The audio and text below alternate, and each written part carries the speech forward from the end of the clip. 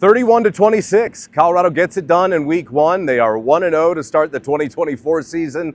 A little close for comfort, a little nervy at times, but they were able to get it done. And the wins in the losses column is what matters this year, and it is one in the win column. You start off the season opener on the right foot.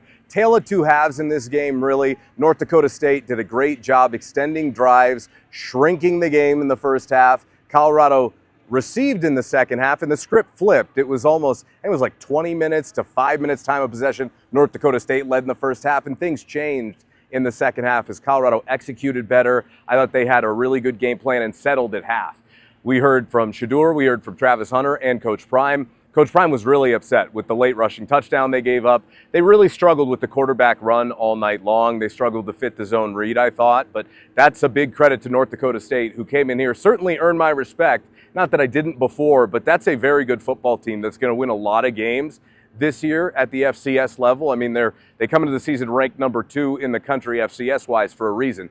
Good football program, we know that well, and they demonstrated it certainly pretty much throughout the course of the night, but specifically in the first half. Just Colorado, I think you saw the big plays. We saw the Travis Hunter touchdown, which was fantastic. The Jimmy Horn, right? Their offense is explosive. The offensive line, I thought, had a good start, tailed off at the end of the second quarter, though. It made me a little nervous about what we would see into the third quarter, but they were able to really settle those guys down. And I think a big part of that was pace and the tempo with which they chose to play in the second half. We'll get there in a second. First half, obviously, we've been talking about this defense being much improved over last year, and so it was concerning to see it seemed like there were some communication issues on the back end, and they lost contain a few times at the line of scrimmage, certainly. In North Dakota State, look, they were persistent on the ground. They ran the ball 26 times in the first half, which is exactly textbook game plan for the Bison. That's what they wanted to do, right? They wanted to keep Colorado's offense on the sideline and just take their time and play under control and play at their own speed, kind of impose their will, and they did that, I thought, in the first half. Some bad penalties from Colorado's defense in the first half, and to be honest, not just Colorado's defense. I didn't think this was all that well of an officiated game, and I'm not normally blame the ref guy. A lot of holding went uncalled, especially early in this game. North Dakota State's offensive linemen just, doing what they could to kind of slow down CU's rebuilt defensive front, which, to be honest, I thought was much better as the game went on. Just, maybe not as impactful as some of us anticipated right away, but they got better. They made the adjustments at halftime, and in the second half, they bounced back from that adversity. They did make adjustments in the second half. Shedeur and Travis talked about how Coach Prime reamed everybody out in the locker room. And even Travis, I thought it was interesting, made the admission, I should say, that maybe they took North Dakota State a little bit lightly and they had to come out with the requisite respect and effort, and they did so in the second half. And if that's the case, well, it made a big difference because they cleaned things up. I thought that the operation was much smoother overall in the second half. You've got a new offensive coordinator with his system. He was here, but now it's his system. You've got a new defensive coordinator. Not a surprise maybe to see a little slower on some of the guys, out of substitutions after timeout, maybe not being exactly dialed in.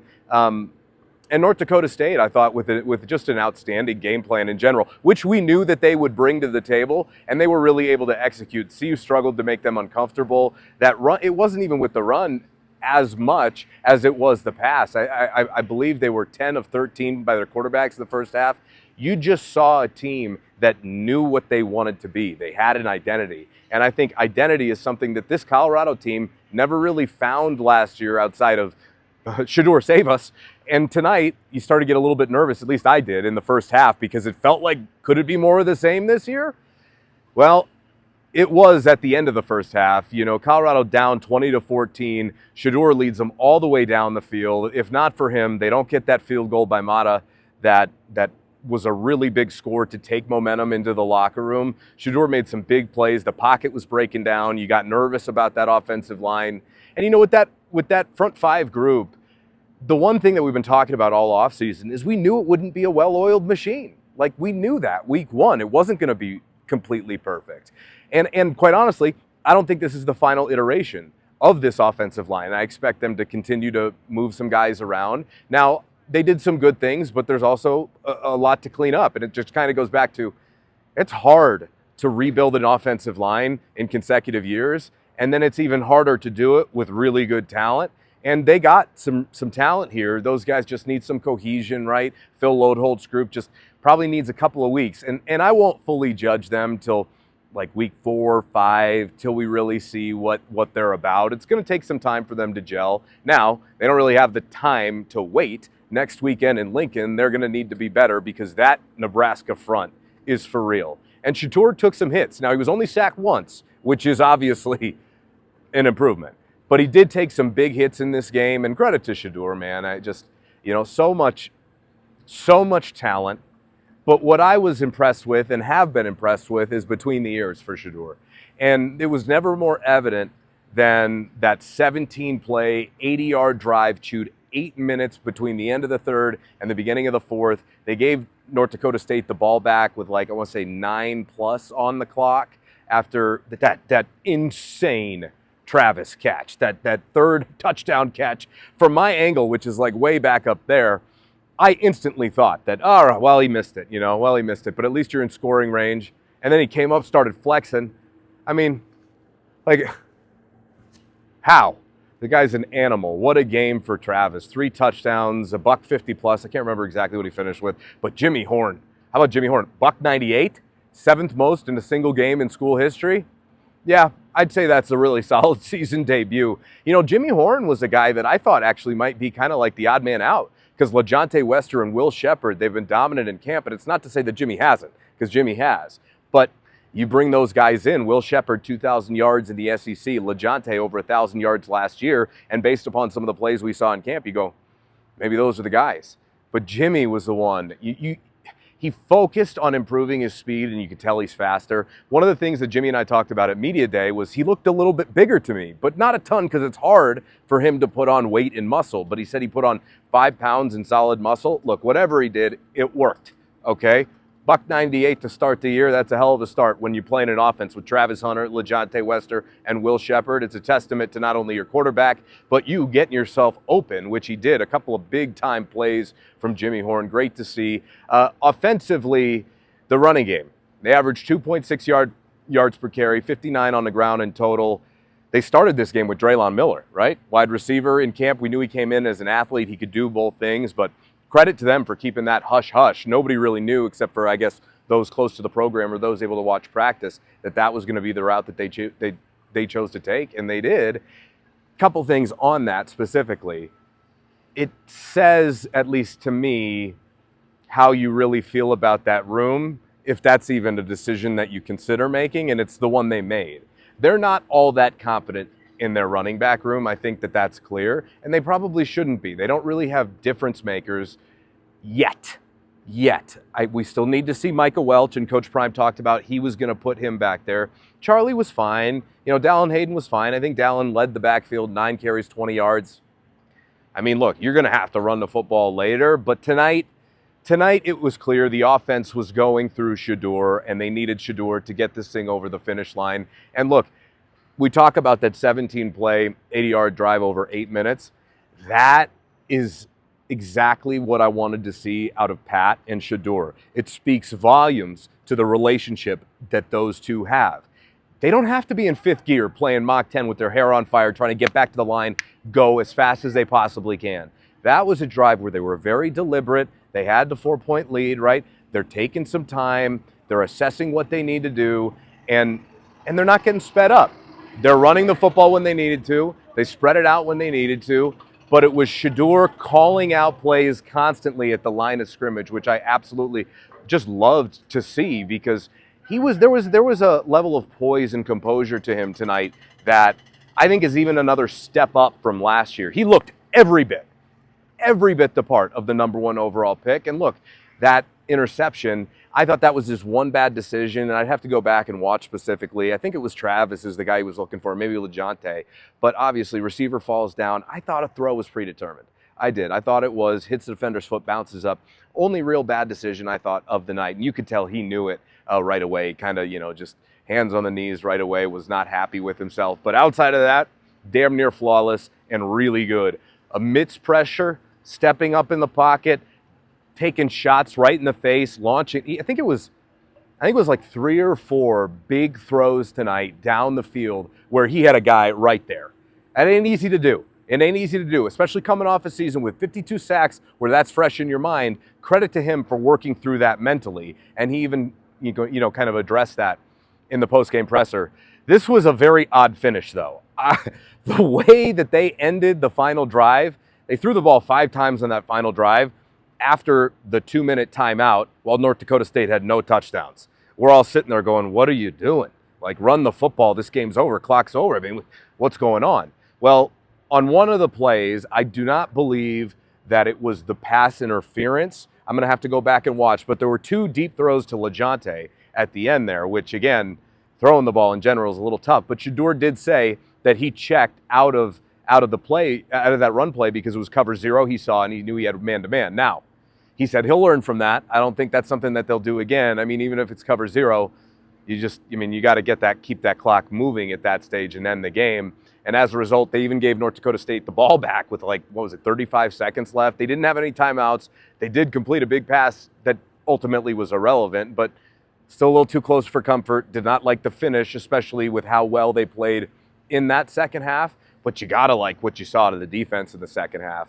A 3-and-out, then a 9-play drive from North Dakota State to start the third quarter that they force a punt on, which was big because there was a lot of those drives tonight where North Dakota State, right, it was just chip away. Get yourself into 3rd and short, quarterback run, right? Maybe a zone read. Like I said, Colorado struggled a little bit with that. We saw big plays from Deion Hayes. Good to see Deion Hayes show up and pop off. BJ Green as well up front on that defensive line. Chidozie and Nwankwo with a big sack on a 3rd down late in this game that I thought really kind of, it sealed the deal to a degree, but clearly things got a little shaky there down the stretch. But again, I want to go back to that 17-play drive because if Colorado can protect Shedeur and you can find a way to impose your will through your tempo, typically you hear that and you go, well, we're going to play really fast. We're going to get these guys on their heels. We're not going to allow them to make too many substitutions. Well, you don't have to play like that, and you can still be really dominant. And that was a sign of maturity,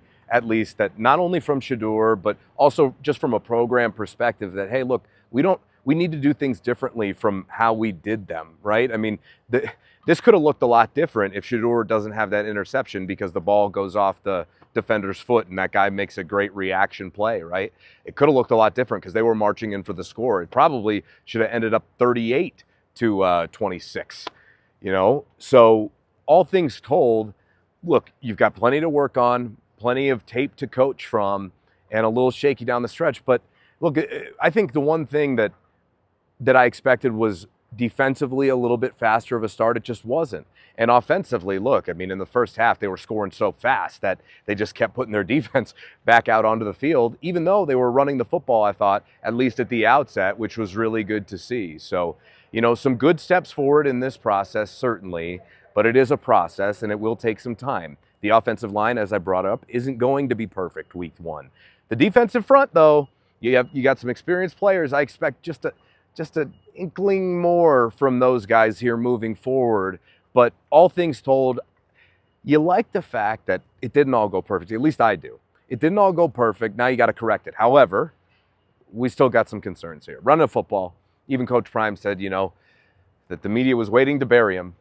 Maybe some people, not a lot of us, if they lost that game. And, it's very much me versus everybody thing, which it's fine. I think it's a good, us against the world. It's a very common coaching practice. And certainly with the amount of outside noise, it really is them against the world to a degree. So especially when you're on national television and you do have a lot of people rooting for your downfall, you could feel that pressure coming. But it was that 17-play drive. I keep going back to it where Shedeur, he's calling things out. He was a general on the field, which I think there were times last year which he did that, but he used his voice tonight. He took another step in his leadership skills this year. He did. He's using his voice. He's much more comfortable. I think part of that is the offense and the relationship with Pat Shurmur.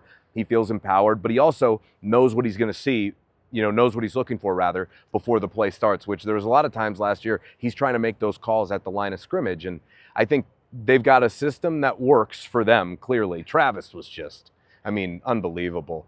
When I watch this film, it's going to be a lot easier, to look at the trenches, see, what's what, and, look at some of the coverage stuff they did. Cam Silman-Craig, I think it was like the first play of the game, or second play, big shot to the head. He kind of gets up wobbly, gets out of the game. They put him back in, but then they ended up taking him to the locker room. So Savion Riley, the transfer safety out of Miami, thought he played well too. We heard they liked him in camp, and look at that safety position. He's next man up, and even in some other situations, they'll find ways to get him on the field. Preston Hodge, as advertised, really, I don't believe. Again, another thing that you're gonna have to go back and watch. Weren't any big mistakes. In fact, he had a pass breakup, a really nice one on the first drive. Came up, delivered a big hit in the run game. I just love what I've seen out of him so far. Linebacker, they were rotating a bit. Levante Bentley sacked tonight, right? Might have even had 2 now that I think about it. He filled really well. And Trevor Woods, man, like it's a work in progress, but there were some big plays. In fact, a big third down stop. He chases down a quarterback, right? Both of North Dakota State's quarterbacks played well tonight. They both did. They did. They threw the ball well. They ran the ball very well. That's something that Colorado, you're going to have to figure out moving forward, because I guarantee you, everybody watched this game. I mean, this was the game on tonight. Everybody put eyeballs on this one, and opposing Big 12 coaches, right? They're going to see that, and if they continue to struggle against quarterback run moving forward, it could be a problem. But first game, you don't want to overreact to one game too much. That's why, even though it's closer than you want, I'm very encouraged by the second half, especially with Travis talking about how they didn't really give him the respect, which I don't know how that happens. Maybe it's just a total self-confidence, especially week one. You've been preparing for this, all off season, or maybe it's just something you say. But either way, I think there's probably a little something to it, right? Just based upon the way they played in the second half.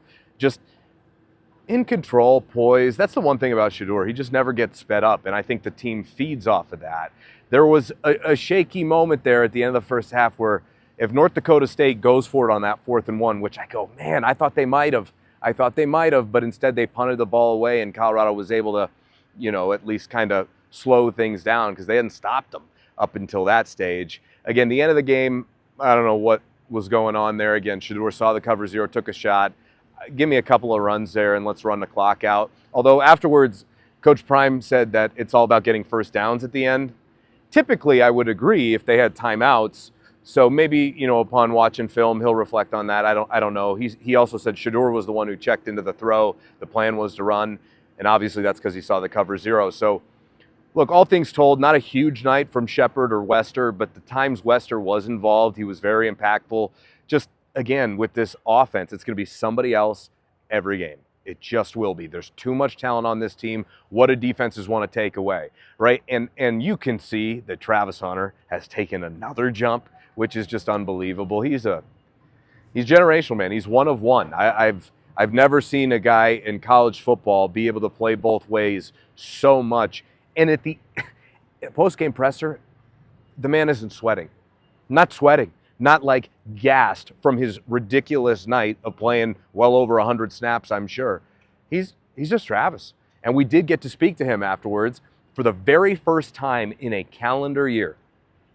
We have not spoken to Travis Hunter since after the TCU game last year, which is kind of bizarre, right? I mean, that is one of the best players in the country. Typically, you want him to be the face of the program. And afterwards, I asked him, I said, what are the goals here heading into year 2? Because we just haven't had a chance to talk to him yet. And he said, there's no personal goals, right? So did Shedeur. They just want wins. And they know that if the wins come, everything else is going to take care of themselves. And I believe him in that regard, even though there's a couple moments where, you just got to make sure the game plan is sound and you're playing the game, not the box score. That's all. And I don't think there was too much of that going on, really, because Coach Prime didn't even know that Jimmy Horn had 198 yards. And he said, gosh, I wish I would have known. We'd have tried to get him 2 more yards. So, look, I don't watch a box score, watch a game. And obviously, I mean, in those situations, things are a little different. But all things told, red flags.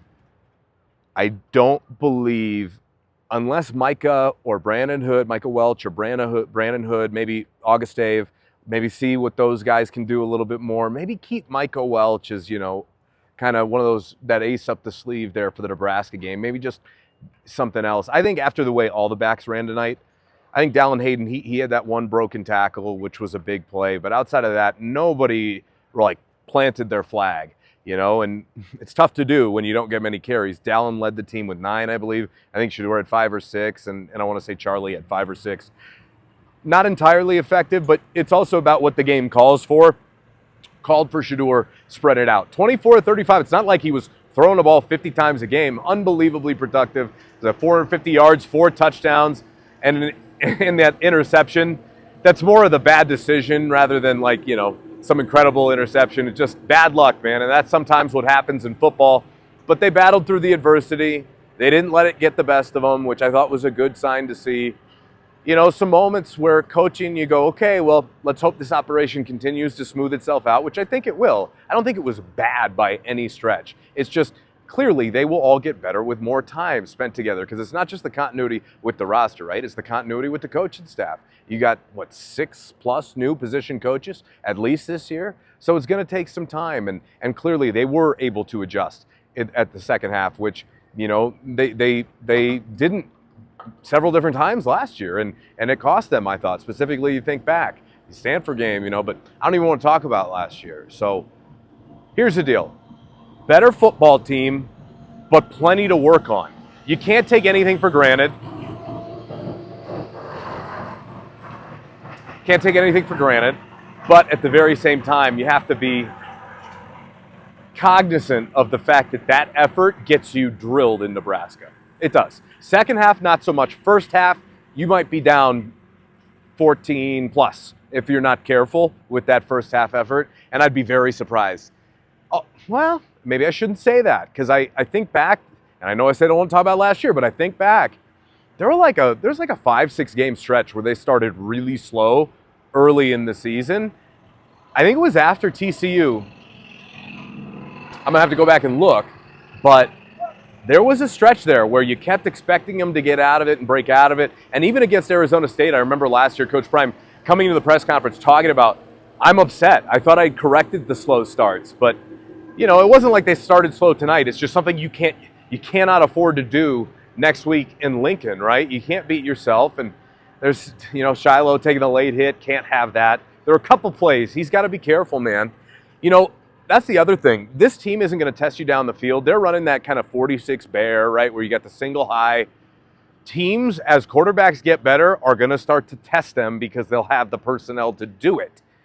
That is something that they're going to have to, be ready for, especially against better passing teams. I imagine you're going to see it next week. And I know they will, because you're prepared more for the running style here. But look, the crossers, I thought, killed them again. That was something that we saw last year. Maybe a communication issue, though, specifically first half. Again, they cleaned a lot up in the second half. But things I loved, Shedeur, if they get enough wins, he's the number 1 overall pick in the draft. He's the real deal, man. He doesn't blink. He just needs more help. And he got it from his receivers. He needs a little bit more from the line, but they stepped up.